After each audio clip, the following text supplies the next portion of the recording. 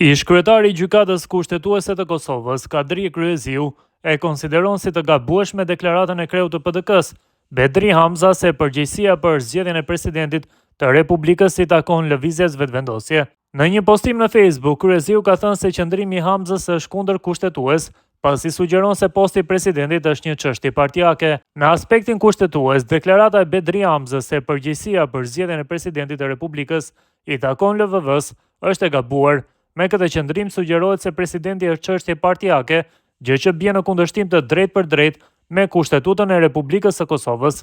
Presidenti nuk është përfaqësues i një partie, por një funksion bipartijak, i thirrur që të mëshirojë unitetin e popullit, ka thënë ai. Për këtë arsye Kryeziu ka thënë se konsensusi për zgjedhjen e presidentit duhet të ndërtohet rreth një kandidati që përfaqëson unitet dhe jo pazare politike. Në një situatë normale demokratike, presidenti duhet jetë produkti i një konsensusi të gjerë, jo rezultat pazaresh politike për ndarje pozitash institucionale.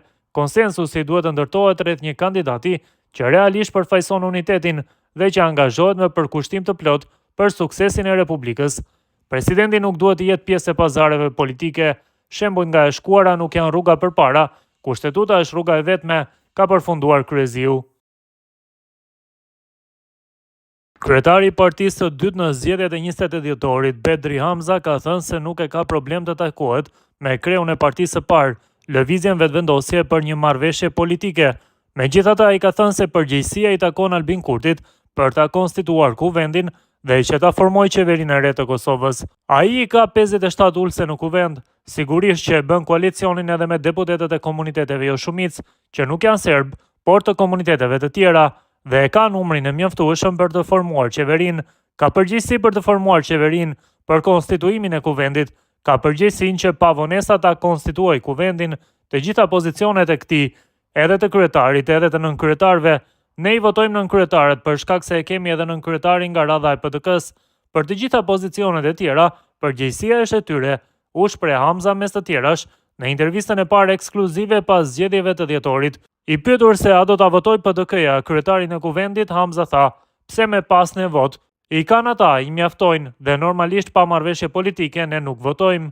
Tutje kreu i PDK-s tha se nuk janë në pritje të asnjë partie për marrëveshje, teksa potencoi se partia e tij ka qenë gjithmonë bashkëpunuese për tema në interes të vendit, për çka tha se do të jetë edhe në të ardhmen.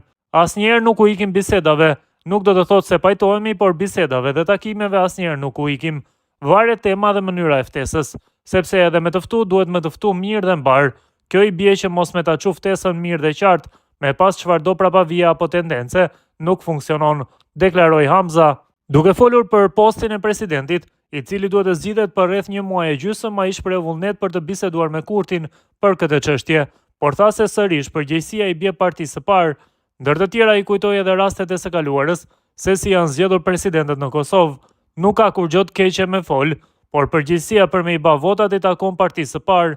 Presidenti Rugova herën e parë ka dhënë postin e kryeministrit, ku ka qenë zotëri Rexhepi, edhe vet ka qenë president. Herën e dytë ja ka dhënë zotit Haradinaj dhe vet ka qenë president. Herën e tretë është zgjedhur zoti Sejdiu me përkrahjen e PDK-s dhe kryeministër ka qenë zoti Thaçi. Mirë po PDK-ja i ka pasur shumicën, por e ka marrë kryeministrin dhe ka zgjedhur presidentin me marrëveshje politike. Në hapin e radhës, zoti Pacolli është zgjedhur po ashtu president dhe PDK-ja ka qenë partia e parë. Postin e kryeministrit e ka pasur zoti Thaçi, e Pacolli është zgjedhur president. Zonja Jahjaga është zgjedhur po ashtu në kohën kur shumicën në kuvend e ka pasur PDK-ja, deklaroi Hamza. Ai shtoi se gjithmonë partia e cila e formon qeverinë i takon përgjegjësia më e madhe që ta gjejë një formulë se si ta zgjedh presidentin e Republikës.